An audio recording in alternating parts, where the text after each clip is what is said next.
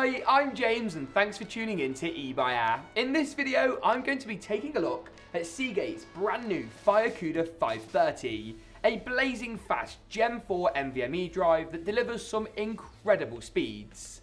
Not only was this the first drive to announce support for the PS5, something we'll be looking at in more detail later in this video, but it's also going to work amazingly well in high-end systems where SSD speed is of paramount importance.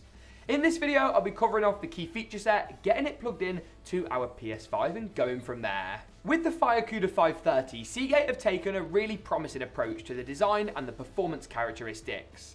Not only is this drive really quick with speeds in the region of 7 GB per second on the read and the write, that means theoretically you could read an entire 80 GB game in about 11-12 seconds, but they've also gone very high when it comes to endurance. Endurance is key, especially with a PS5. Think about it, this next gen console is going to be at the edge of console performance for the next 7-8 years, and you might game on this console for even the next 10. Over the course of that lifespan, the drive has really got to last. As you change out your game library, swap in older games for newer titles, or going back to play some old favourites, you're going to be reading and writing a lot of data to and from the drive. If your drive doesn't have the key endurance figures to match up, you're going to see failures later down the line, something that can be best avoided by just spending a little bit more now. And that's one of Seagate's main lines when it comes to the 530. If you want the very best of performance, speed and endurance, pay that little bit more and pick up this 530 drive. There's a couple of 530 drives available. There's a heatsink and a non-heatsink version. Gen 4 drives, being much more powerful, do get slightly more warm than their older Gen 3 counterparts. That's not to say that this drive won't perform well without a heatsink, it will.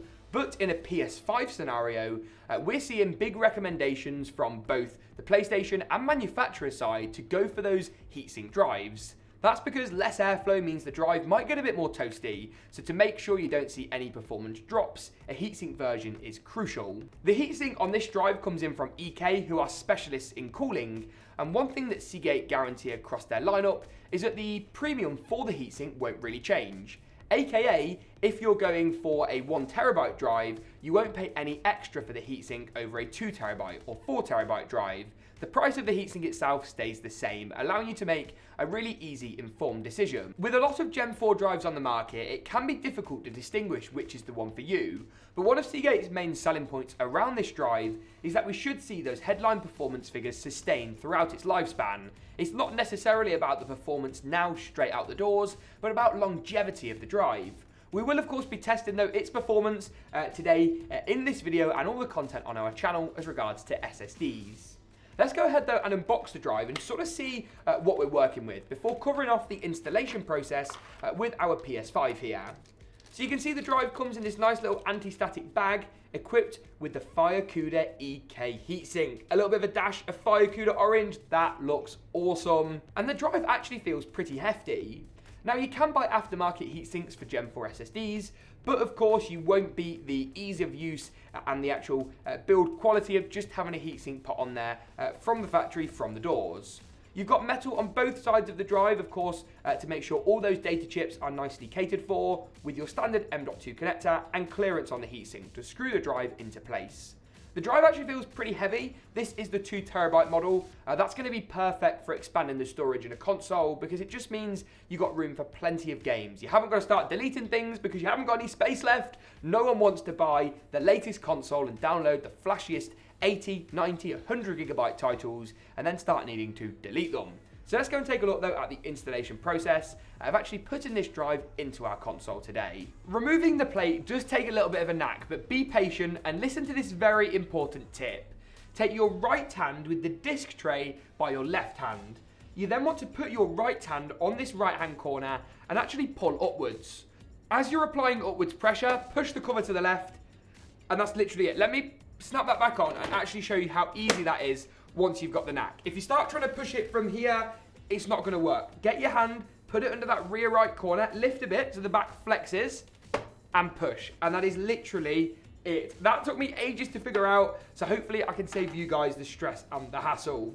Here on the left hand side is your disc tray, to the right is one of your fans, but the most important bit is this metal cover. This is where your M.2 drive, in our case, the Seagate FireCuda 530 is going to go. Remove this screw and take the cover off. For this step, you will need a small screwdriver. Once this is out the way, we can go ahead and slide the drive in. You'll notice that once we slide the drive into the M.2 slot, we need to actually screw it down to stop it from going anywhere. That's where this screw comes in that by default is secured down to 110. Our drive is only 80 in length, so the 110 is surplus to requirements. So go ahead and just remove this screw.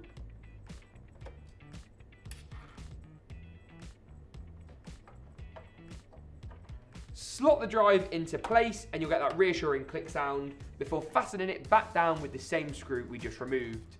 Pop on the M.2 cover, pop on the side panel of the PlayStation, and you're good to go. As you can see from the installation process, it does take a little bit of a knack, and you can also understand why the heatsink is such a vital element of actually a PlayStation drive.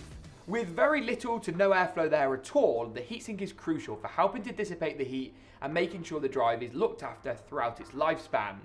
We tested the drive's speed as well in Windows and got some really impressive results.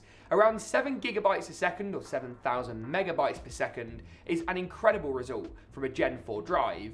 To give you an idea, the SATA SSDs we saw from a couple of years ago, they maxed out at about 550-600 megabytes a second. So to achieve over 12 times that speed on our 530 is pretty incredible.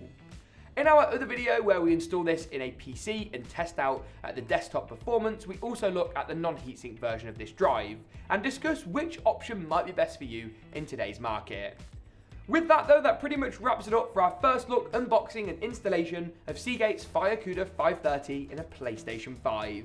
If you enjoyed this video, make sure to get subscribed to the eBuy YouTube channel. Check out the FireCuda 530 at ebuy.com, linked in the description below. Thanks for watching though, and as always, we'll see you soon.